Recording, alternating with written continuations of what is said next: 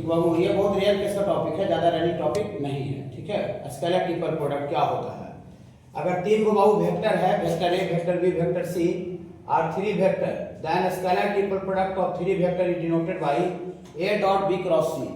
माने दो वेक्टर का क्रॉस ले करके और बाहर के साथ डॉट कर देंगे, वेक्टर ए के साथ डॉट निकाल देंगे, तो इसी को बोला जाता है स्केलर ट्रिपल प्रोडक्ट। माने ए डॉट बी क्रॉस सी को ही क्या कहा जाता है बाबू? स्केलर ट्रिपल प्रोडक्ट कहा जाता है। मतलब तीन को अगर वेक्टर है तो दो वेक्टर के साथ क्रॉस करके अब अगला जो बच रहा है उसके साथ डॉट कर दीजिए, डॉट कर दीजिए। तो ए डॉट बी क्रॉस सी को स्केलर ट्रिपल प्रोडक्ट कहा जाता है। और इसको बाबू इस तरह से भी लिखा जा सकता है, ए बी सी इस तरह से दूर दूर पर लिख करके vector A, vector B, vector C इस तरह का बड़ा ब्रैकेट दे देंगे। तो इसका ये सिंबल का मतलब ही ए डॉट बी क्रॉस सी होगा। माने कहीं पर ऐसे भी लिखा रहेगा तो आप उसको समझिएगा कि वो ए डॉट बी क्रॉस सी लिखा हुआ है। ठीक है, इसका वैल्यू क्या होता है? सपोज करते बहुत तीन को दिया हुआ वेक्टर है, vector A a1 i b1 j c1 k, और वेक्टर बी दिया हुआ a2 i b2 j और c2 k, और वेक्टर सी दिया हुआ a3 i b3 j और c3 k। ये तीन को आपका वेक्टर दिया हुआ है, तीन को वेक्टर दिया हुआ है j k के टर्म में। तो हमको स्केलर ट्रिपल प्रोडक्ट तीनों का निकालना है। तो स्केलर ट्रिपल प्रोडक्ट में देखिए सबसे पहले क्या है? b क्रॉस c, और b क्रॉस c के साथ क्या है? एक का डॉट है। तो सबसे पहले हम b क्रॉस c निकालेंगे, b क्रॉस c। दो वेक्टर का क्रॉस प्रोडक्ट बताए निकालने के लिए डिटरमिनेंट मेथड। ठीक है, आई जे के पहला वेक्टर में वेक्टर बी क्रॉस सी है, तो बी में आई कैप जे कैप के कैप का कोफिशिएंट और सी में आई कैप जे कैप का कोफिशिएंट का डिटरमिनेंट। ओके, इसको एक्सपेंड किए तो ये वाला आपको आएगा R1 के लॉग। ठीक है बाबू, तो बी क्रॉस सी निकाल दिए, फिर ए का साथ डॉट निकालेंगे, ए के साथ डॉट। तो बी क्रॉस सी है और वेक्टर ए यहाँ है, तो इस वेक्टर का इसके साथ डॉट निकालिए। तो दो वेक्टर का डॉट प्रोडक्ट कैसे निकलता है? आई वाला आई से गुना जे वाला जे के वाला के साथ गुना। तो यहाँ आई का कोफिशिएंट कितना है? a1। यहाँ आई का कोफिशिएंट e वाला हो ना। तो यहाँ देखिए a1 into e वाला बाबू, a1 into दिस। फिर यहाँ j का कोफिशिएंट है b1, यहाँ j का कोफिशिएंट e वाला है, डॉट प्रोडक्ट। हाँ, तो यहाँ b1 के साथ e वाला गुना हो गया। फिर यहाँ k का कोफिशिएंट c1 है, यहाँ k का कोफिशिएंट e वाला है, तो c1 के साथ e वाला गुना हो गया। अच्छा लगा? अच्छा लगा। ये आपको आ गया फाइनल, ये उजला वाला लाइन है वाला बाबू, ये वाला यही आपका b dot a dot b cross c का वैल्यू आया। अब इसी वैल्यू को, ये उजला वाला लाइन जो दिख रहा है इतना बड़ा, इसी वैल्यू को हम डिटरमिनेंट के टर्म में लिख सकते हैं। यहाँ कौन तीनों वेक्टर का हम लोग स्केलर ट्रिपल प्रोडक्ट निकाल रहे थे? ए बी सी का। तो ए का पहला वेक्टर ए का आई कैप जे कैप के कैप का कोफिशिएंट पहला रो में लिखिए डिटरमिनेंट में। फिर दूसरा वेक्टर का आई कैप जे कैप के कैप का कोफिशिएंट दूसरा रो में लिखिए। फिर तीसरा वेक्टर में आई कैप जे कैप के का कोफिशिएंट तीसरा रो में लिखिए, a3 b3 c3, और इसका डिटरमिनेंट निकाल दीजिएगा तो ऊपर वाला वैल्यू आ जाएगा। बोले ऐसे कैसे आ जाएगा सर, बताइए तो। इसको R1 के लॉन्ग एक्सपेंड कीजिए इस डिटरमिनेंट को, तो प्लस a1 लॉजिक ये खत्म है खत्म, b2 c3 माइनस c2 भी देखिए वाला आएगा। फिर प्लस के बाद माइनस b1 ये खत्म है खत्म, बोलिएगा थोड़ा सा a2 c3 minus a3 c2। यहाँ देखिए a2 c3 minus c2 a3 आएगा। प्लस माइनस के बाद प्लस c1, तो प्लस c1 ये खत्म है खत्म, a2 b3 minus b2 a3 देखिए प्लस c1 a2 b3 मान आएगा। तो क्या इस वैल्यू को हम अगर इस तरह से लिख कोई गलती काट देगा?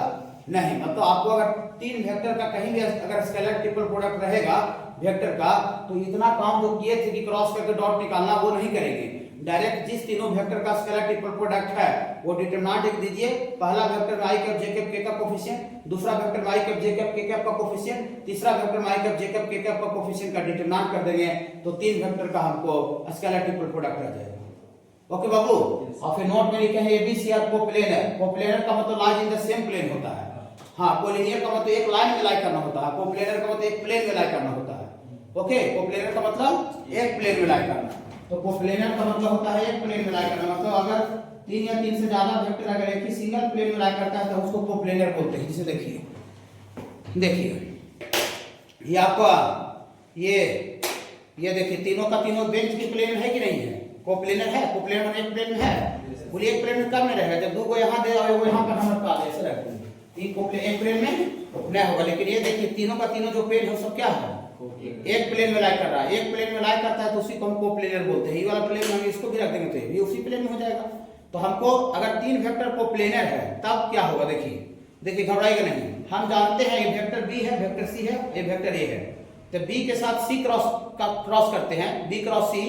देखिए यहाँ scalar triple product B cross C, B cross C. तो बी क्रॉस सी से आपको पता होगा कि वैसा वेक्टर मिलता है जो कि वेक्टर बी और वेक्टर सी दोनों पर परपेंडिकुलर होता है। बी क्रॉस सी, तो बी क्रॉस सी वाला वेक्टर आएगा। जो कि वेक्टर बी और सी दोनों पर परपेंडिकुलर होगा माने बी क्रॉस सी से ई वाला आवेगा, काला वाला पेन आवेगा, काला वाला पेन आवेगा हैं। अब वेक्टर ई वाला ए जो था इसी बेंच के प्लेन में था, तो बताइए काला वाला पेन और ई वाला आपस में परपेंडिकुलर हुआ कि नहीं हुआ? होगा। तो इसका वैल्यू, इसका जो वैल्यू आएगा ये काला वाला और इसके साथ डॉट करेंगे, डॉट प्रोडक्ट तो जीरो आवेगा। कहीं इसके बीच में एंगल 90 डिग्री हो गया है, बेंच पर लंब हो गया है बाबू। ये बी क्रॉस सी का वैल्यू है, बी क्रॉस सी का जो वैल्यू है परपेंडिकुलर बी और सी पर होता है, यानी परपेंडिकुलर बी और सी पर, इसका मतलब बेंच पर परपेंडिकुलर है।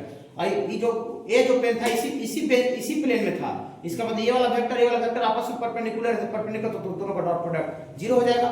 मतलब बी क्रॉस सी का जो वैल्यू निकल कर आएगा उसको ए के साथ डॉट कर दीजिएगा तो उसका वैल्यू जीरो आ जाएगा। तो इसका मतलब देखिए बी क्रॉस सी के साथ जो वैल्यू निकलेगा उसको ए के साथ डॉट करने पर अगर जीरो आ गया तो हम समझ जाए कि तीनों का तीनों वेक्टर एक प्लेन में है, कोप्लेनर है। तो अगर तीन वेक्टर का अगर स्केलर ट्रिपल प्रोडक्ट का value A dot B cross C का वैल्यू अगर जीरो आ जाए, माने इस डिटरमिनेंट का वैल्यू अगर जीरो आ जाए तो हम समझ जाएंगे कि तीनों vector lies in the same plane, coplanar. ये बहुत इंपॉर्टेंट थ्योरी है। तीन वेक्टर को कहीं भी कोप्लेनर दिखाना रहेगा तो scalar triple product equal to zero करना पड़ेगा। ओके सर, इसको थोड़ा लिखिए, स्केलर ट्रिपल प्रोडक्ट निकाल लीजिएगा ना। ये क्वेश्चन के जरिए हम वेक्टर ए दिया हुआ है और एंड वेक्टर बी बराबर दिया हुआ है बाबू i प्लस जे और प्लस 2 लैम्डा के, और एक और बाबू वेक्टर सी बराबर दिया हुआ है ये 4i और प्लस के। ये तीनों का तीनों वेक्टर बाबू आर कोप्लेनर है। ये तीनों का तीनों जो वेक्टर है बाबू, तीनों का तीनों वेक्टर बाबू कोप्लेनर है। तो कोप्लेनर है बाबू, तो then find the value of lambda. इस तरह का डिजाइन लिखिएगा, ठीक है। तो भारी डिजाइन नहीं है, ये तीनों वेक्टर कोलिनियर नहीं है, क्या है? कोप्लेनर है। तो लिखेंगे इफ अकॉर्डिंग टू क्वेश्चन, ऐसा लिखेंगे vector A B C are coplanar. ये vector A B and C are coplanar. ये तीन वेक्टर बाबू आपका कोप्लेनर है।